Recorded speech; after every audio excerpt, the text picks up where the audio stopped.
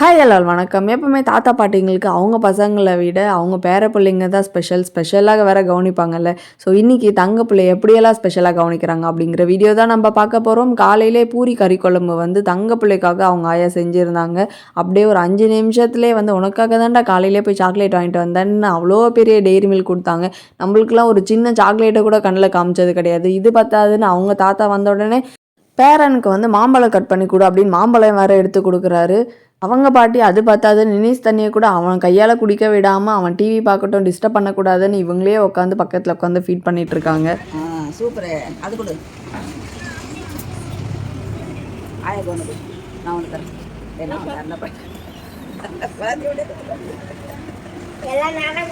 இதுக்கு நடுவில் லஞ்சை முடிச்சுட்டு மேலே போய் லச்சு பெப்பர் ப்ரௌனி கூடலாம் விளையாடிட்டு வந்து அவங்க ஆயா நெக்ஸ்ட் வந்து பப்பாளி பழம் கட் பண்ணி கொடுத்துட்டாங்க.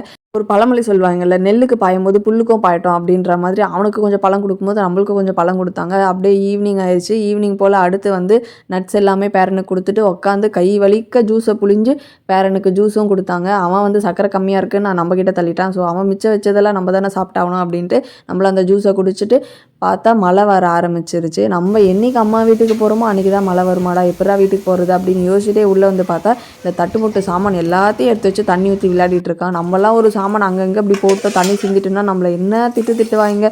இவர் என்ன பண்ணாலுமே பரவாயில்ல குழந்தை விளையாடிட்டு போகிறான் அப்படின்னு சாதாரணமாக சொல்லிடுவாங்க. அவருக்கும் வந்து தாத்தா பாட்டி சப்போர்ட் பண்ணிடுவாங்கன்னு அவங்க பின்னாடியே ஓடி போயிடுவான். உங்கள் வீட்டிலே இந்த மாதிரி தான் நடக்குமா அப்படிங்கிறதையும் கண்டிப்பாக சொல்லுங்கள். உங்களுக்கும் இந்த வீடியோ பிடிச்சிருக்குன்னு நினைக்கிறேன். நெக்ஸ்ட் வீடியோவில் பார்க்கலாம். பாய்.